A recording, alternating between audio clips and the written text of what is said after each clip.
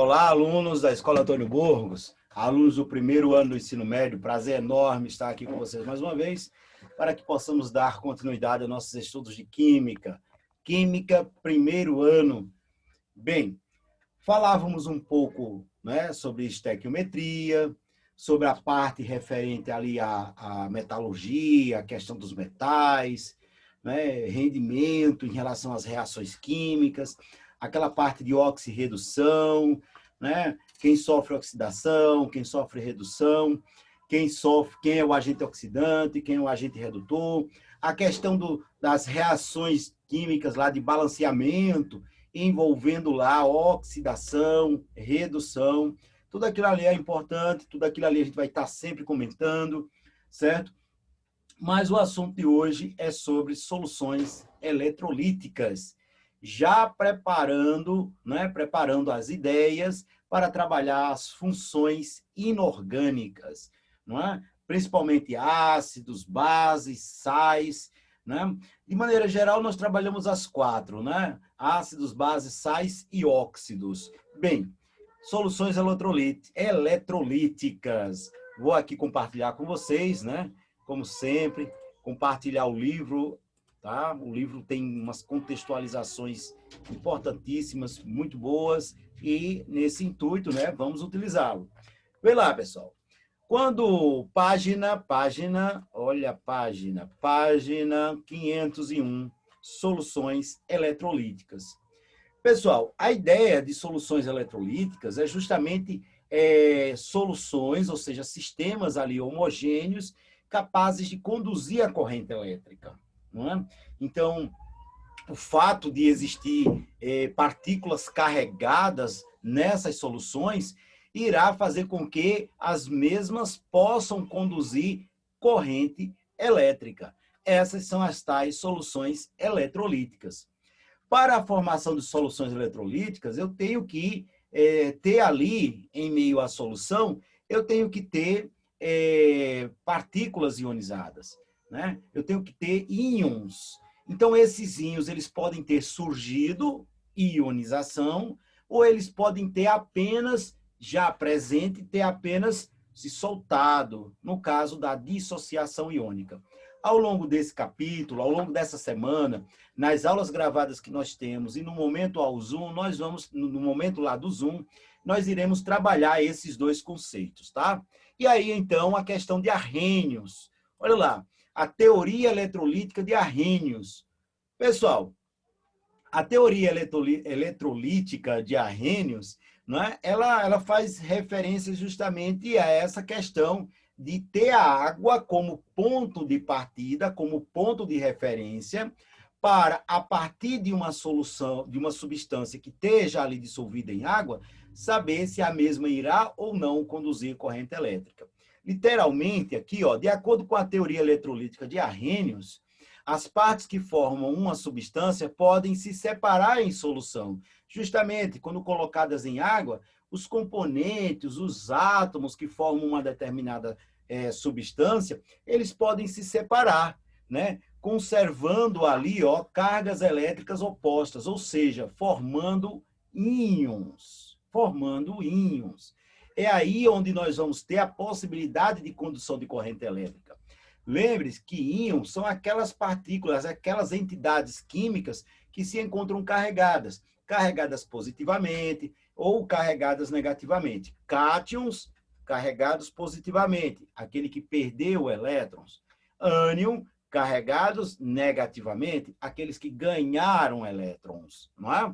Então, é nesse contexto que nós vamos aqui preparar a ideia, né? Ó, a ideia lá, por exemplo, da dissociação iônica, quando eu já estou falando de uma substância formada por íons. Né? Uma coisa é você ter uma substância iônica, uma substância formada por ligações iônicas, ou seja, aquela atração de íons ali de cargas opostas. Ok.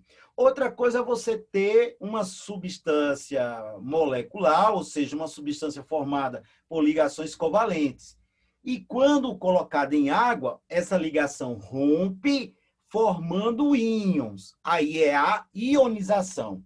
No caso aqui, ó, a dissociação iônica, nós iremos ter apenas a separação dos íons existentes já lá na substância, numa substância iônica, porque os íons já estão lá na substância iônica, né? Na substância formada por ligações covalentes é diferente. Lá não tem os íons. Poderá ocorrer, quando colocado em água, daquela substância sofrer ionização, a formação dos íons. Né? Alguém vai ganhar elétron, alguém vai perder elétrons, ali naquele momento da quebra da ligação. Mas no caso da dissociação iônica, veja, olha o exemplo, cloreto de sódio. Já estamos falando de uma substância formada por ligações iônicas, né? Já existem os íons ali formados. Então, veja, colocando lá o esqueminha. Esse livro aqui ele é muito bom, pessoal. Tá? Não é à toa que em toda aula é interessante utilizar as ideias do livro. São bem contextualizadas, tem uns esquemas excelentes. Então, veja, lá na água foi colocado foi colocado lá, ó, o cloreto de sódio. Olha o retículo cristalino dele. Olha o aglomerado de cátions e de íons já existentes, né? O sódio é positivo, o cloreto, né, é negativo. O cloro que ganhou um elétron, cloreto. Pois bem, então veja o aglomerado aqui iônico, né? Ó. Então o que é que acontece? Quando isso for colocado lá na água, compondo uma solução iônica, aquosa, iônica, mas aquosa, eu quis dizer aquosa, né? Porque está dissolvida em água. Então o que é que vai ocorrer? Os íons, eles vão como que se soltar, né? Daí o termo dissociar. Estavam associados, vão se separar, vão se dissociar. E é aí que surge a possibilidade de condução de corrente elétrica. Então, o que é que vai acontecer aqui? Ó? Tá vendo? A lâmpadazinha, né, acendeu, ou seja, permitiu a passagem da corrente elétrica através da solução contendo os íons, da solução eletrolítica, tá certo? Então, é essa a ideia. Essas soluções são denominadas soluções eletrolíticas e seus solutos, como NaCl, o cloreto de sódio dissociados, são chamados de eletrólitos. Olha, justamente, olha aqui a representaçãozinha, tá vendo? Ó, o cloreto de sódio, ele sozinho, ele no estado sólido, ele não vai conduzir a corrente elétrica. Mas quando é colocado em água, vai ocorrer o processo de dissociação. E aí, então, o que é que nós teremos? Nós teremos a liberação dos íons, tá certo? Aqui, efeito eletrólitos no sangue. Pessoal, no sangue, né? No sangue aqui, o sangue humano, por exemplo, nós vamos ter uma grande quantidade de partículas carregadas, de íons. Nós vamos ter aqui, ó, o sódio, cloreto, cálcio, o hidrogenocarbonato, né? Aqui o potássio, magnésio, na verdade é uma grande quantidade, né? Nós vamos ter tanto eletrólitos simples quanto eletrólitos compostos, né? Enormemente de complexidades extremas, formando ali o que nós chamamos ali de sangue humano. Ok. E aí, então, é interessante pensar, né, que eles não estão lá à toa, cada um tem a sua funcionalidade, né? Por exemplo, o sódio vai estar lá relacionado com o equilíbrio osmótico, né? Na condução do impulso nervoso, na contração, né? da questão da contração da musculatura, quer seja ela cardíaca ou não, vai precisar de íon sódio. O íon sódio ele participa daquele processo biológico chamado lá de bomba de sódio e potássio, extremamente importante. Olha aqui, ó, né? O potássio também relacionado aqui com a contração muscular, com o impulso nervoso. Ora, por que esses dois estão tão associados, sódio e potássio? Estão tão associados com a questão da condução do impulso nervoso? Justamente porque os dois, eles são responsáveis, eles trabalham, né? São eles que são ali manuseados na chamada bomba de sódio e potássio. Não é um sistema de gasto de energia que a membrana plasmática está o tempo todo colocando ali, ó, né? Colocando sódio para fora da célula e colocando potássio para dentro da célula. Pois bem, é devido a esse movimento, devido às quantidades ali de íons que irão se formar fora comparado com os de dentro, que nós teremos a polaridade das membranas biológicas, tão essencial ao trabalho de condução lá do impulso nervoso. Aqui, cálcio, né, tá a questão da estrutura de dentes, a matriz óssea, né, a questão, por exemplo, da coagulação sanguínea, a própria contração muscular também precisa de cálcio. Magnésio, né, a questão do metabolismo lá, ó, né, da glicose, né, o magnésio também naquela questão de junção das subunidades de ribossomos. Então, pessoal, esses eletrólitos que ele considerou aqui do sangue são eletrólitos extremamente importantes. E aqui do lado tem as fontes, né? Peixe, laticínio, aveia, milho, lentilhas, banana, laranja. Ó, todos aí vão ter suas respectivas fontes. Deixar isso mais para ser averiguado aí com a biologia, tá certo? Mas vamos lá. No que diz respeito à parte da química, então você tem que gravar esses dois, né? Ó, tem que, né, dar uma atençãozinha a esses dois fenômenos. Dissociação iônica e aqui o outro, ionização. Na dissociação iônica, só relembrando, na dissociação iônica você tem os íons já ali presentes, formando uma determinada substância, chamada de substância iônica, como, por exemplo, os sais, como é o caso do cloreto de sódio, ou no caso da ionização, agora no caso da ionização, né, melhor dizendo, nós teremos a formação dos íons no momento em que forem colocados ali na solução aquosa. Por exemplo, aqui, ó, o cloreto de hidrogênio, né, também chamado aí do ácido clorídrico. Bem, esse composto, ele não tem íons, ele é um composto molecular. Ele é formado por ligações covalentes, aquela dos compartilhamentos de elétrons, né? Aquelas que envolvem compartilhamentos de elétrons. Ok. Mas aí, na hora que você coloca essa substância, o ácido clorídrico ou o cloreto de hidrogênio, ali em água, vai ocorrer o rompimento da ligação covalente existente entre hidrogênio e o cloro. Ora, como consequência desse rompimento, o cloro, que é mais eletronegativo, vai ficar com o elétron do hidrogênio. Ou seja, o cloro ele vai ficar carregado negativamente. Passará a ser chamado de quê? De cloreto. E o outro, o hidrogênio, que perdeu o elétron, será o cátion, será carregado positivamente. E aí, então, olha lá, o que é que vai acontecer? Mesmo esqueminha ótimo, só que agora relacionado com a ionização, a formação dos íons. Nós temos a condução de corrente elétrica, nós temos uma solução eletrolítica, ou seja, eu tenho ali entidades químicas carregadas, né? Carregadas, e essas entidades químicas carregadas, tanto positivamente quanto negativamente, elas vão conduzir a corrente elétrica em meio a essa solução. Por isso que aqui, ó, os fios não estão encostados entre si, mas entre eles existem essas substâncias capazes de conduzir ali a corrente elétrica. Então, estamos falando, né, de uma solução eletrolítica também. E aqui, olha, o exemplozinho, eu tenho aqui o HCl colocado em água, liberou lá o H+, e o Cl-. Pois bem, essas soluções eletrolíticas, elas vão conduzir bem a corrente elétrica. Justamente a presença desses íons irá fazer com que a corrente, o feixe ordenado de elétrons possa ser conduzido ali, né? Porque o que nós chamamos de corrente elétrica é um feixe ordenado de elétrons, né? Todos estão ali alinhados numa mesma direção, no mesmo sentido, tá certo? De maneira geral, né, nos metais, nós temos o quê? Nós temos os elétrons livres, eles estão livres, de maneira caótica.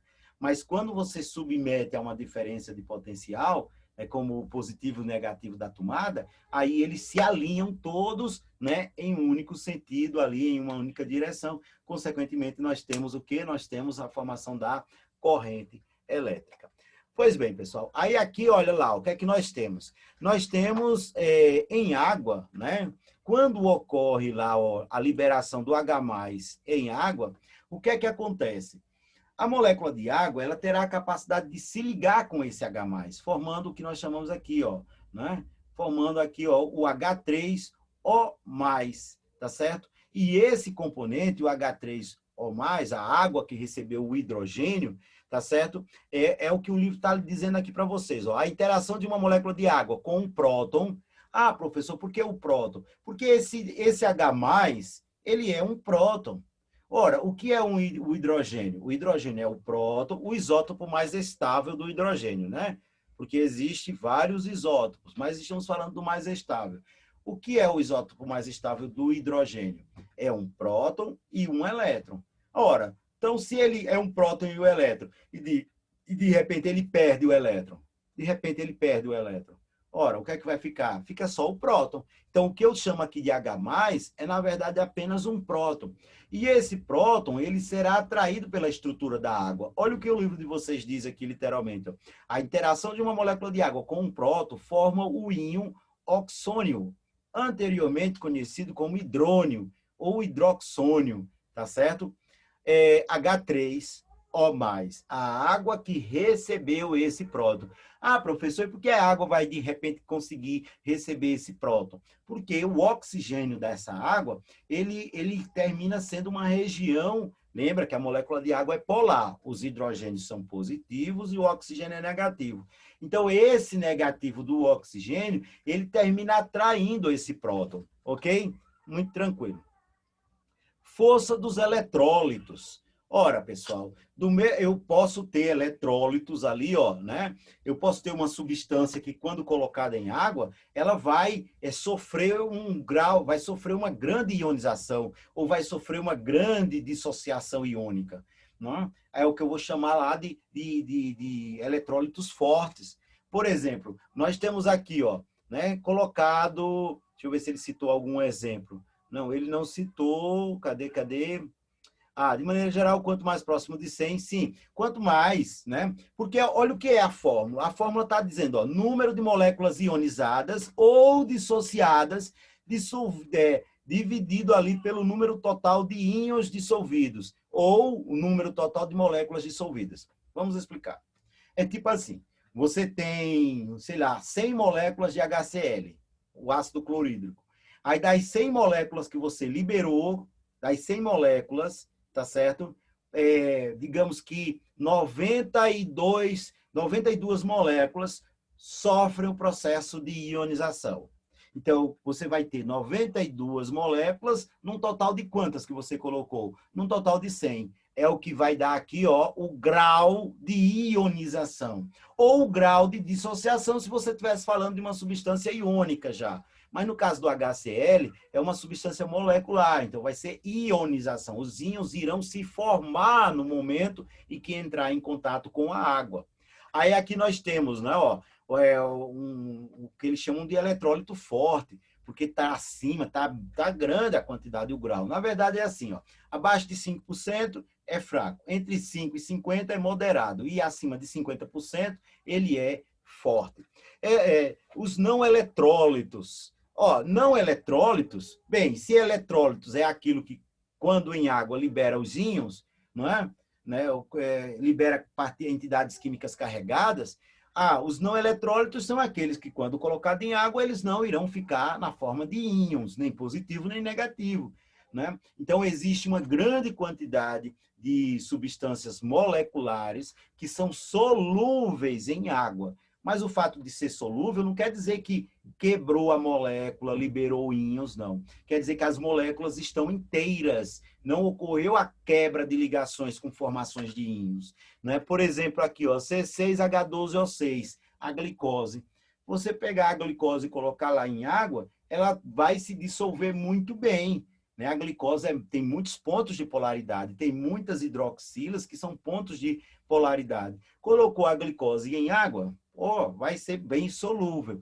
Mas uma coisa é ser solúvel, outra coisa é dizer que a água vai romper ligações formando íons. No caso da glicose, não vai ocorrer isso, tá certo? Então, olha lá, ó, pegou o mesmo sistemazinho na água, tem aqui um gerador, né? Um gerador de eletricidade, um geradorzinho aqui de corrente elétrica, ok? E aí, então, colocou ali, olha, o sistemazinho e colocou a glicose.